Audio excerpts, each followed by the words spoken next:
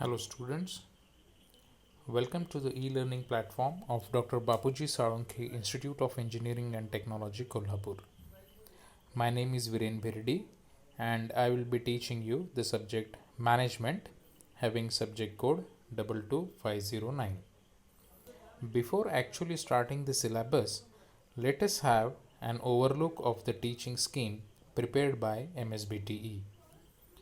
As can be seen from this competency of the subject, the main aim of the course is to help the student to be able to use relevant managerial skills for ensuring efficient and effective management.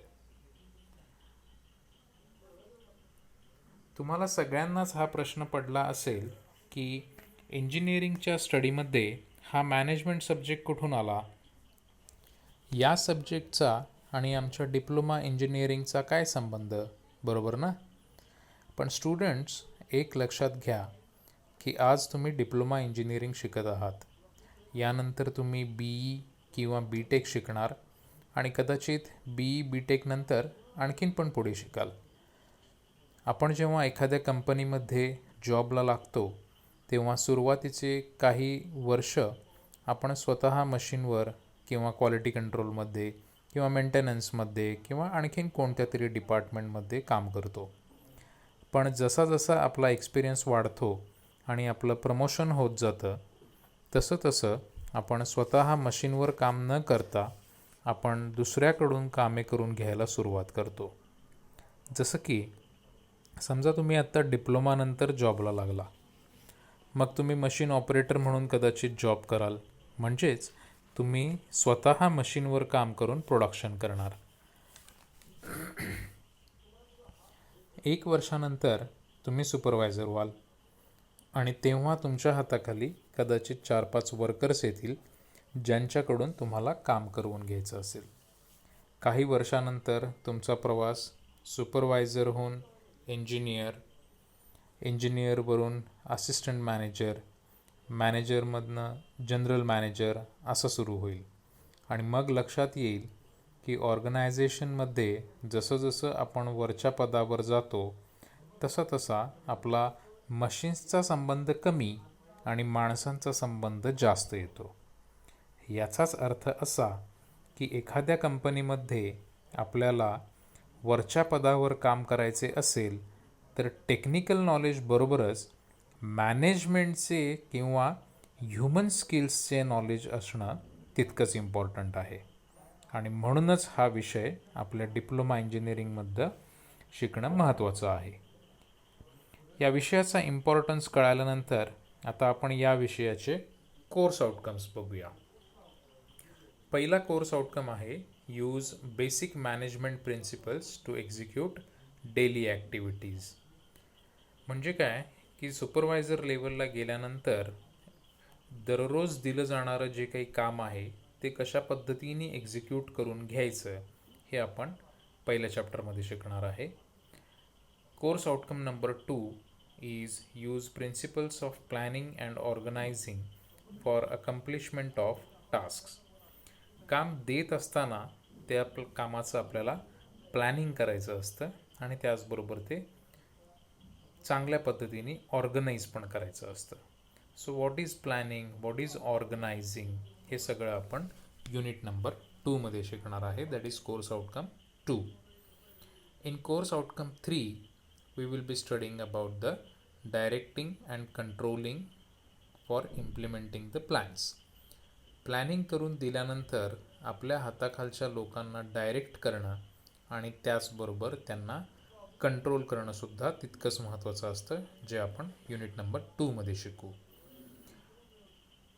Outcome number 4 is apply principles of safety management in all activities.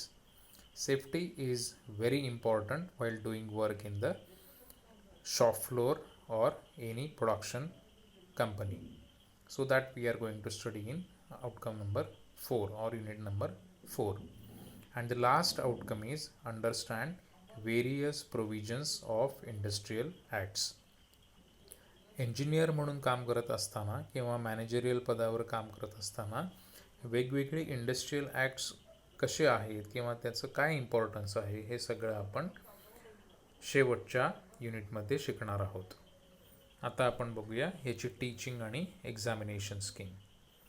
If you see, we are having a theory end semester exam of 70 marks, and this exam is going to be an online examination. जसं तुम्ही मागच्या वर्षी mechanical engineering मटेरियल्सची online examination दिली होती, same way मॅनेजमेंटची सुद्धा आता online examination होणार आहे 90 मिनिट्सची.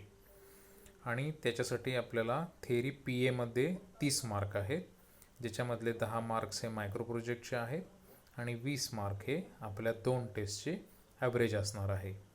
सेकंड क्लास टेस्ट जी आहे ती मोस्टली ऑनलाईन पद्धतीने MSBT कंडक्ट करेल, ज्याचे मार्क्स आपले डायरेक्टली त्याच्यामध्ये धरले जातील. There is no practical for this particular subject. Now moving ahead, let us go to the units of this particular course.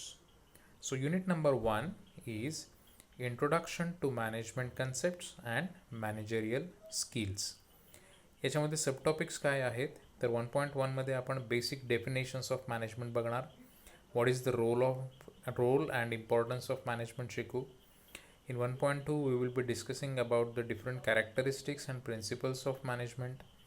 What are the different levels of management, their functions, then the difference between management and administration, what is the relation between them, that we will study in 1.2.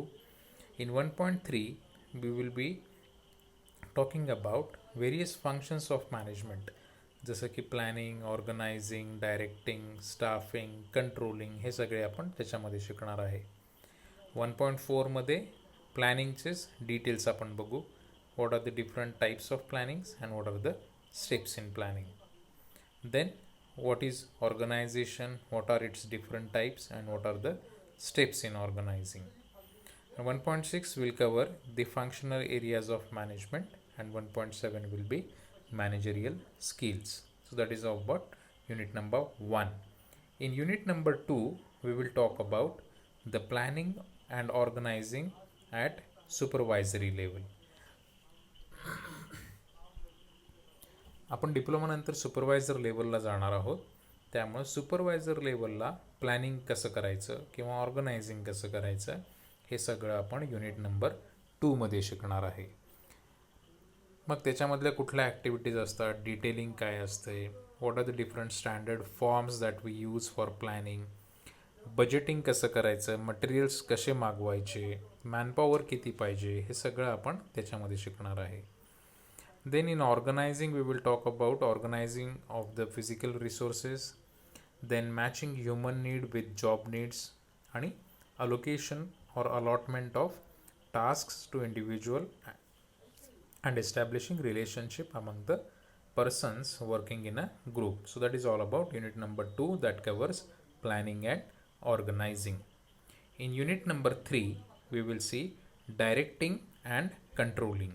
So एकदा planning आणि organising झालं की पुढचे functions येतात, ते म्हणजे directing आणि कंट्रोलिंगचे.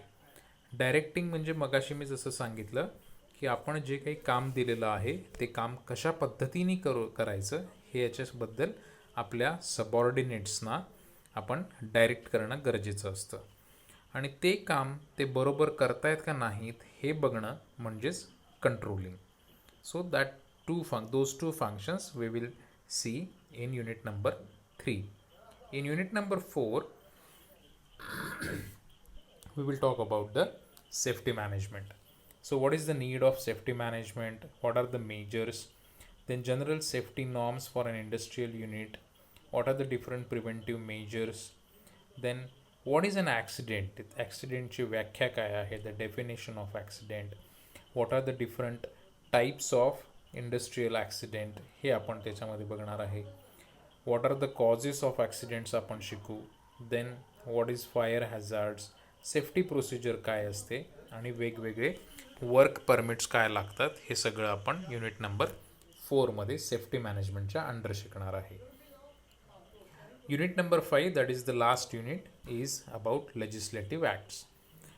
म्हणजे वेगवेगळे जे काही भारतामध्ये ॲक्ट्स आहेत इंडस्ट्रीशी रिलेटेड, ते आपण त्यापैकी 4 मेजर ॲक्ट शिकणार आहोत. जसं की इंडियन फॅक्टरी ॲक्ट आहे, इंडस्ट्रियल डिस्प्यूट ॲक्ट आहे, वर्कमन कॉम्पन्सेशन ॲक्ट आहे आणि मिनिमम वेजेस ॲक्ट आहे. तर असे 5 युनिट्स आपण या पर्टिक्युलर सब्जेक्टमध्ये शिकणार आहोत. It is very interesting. जर याचे मार्क्स डिस्ट्रीब्युशन बघितलं तर unit number 1 carries 16 marks, unit number 2, 3, 4 have 14 marks weightage, and unit number 5 carries 12 marks weightage. So that is about the syllabus of management. In the next video we will start with our chapter number 1, that is basics of management. Till then, stay home, stay safe and study well.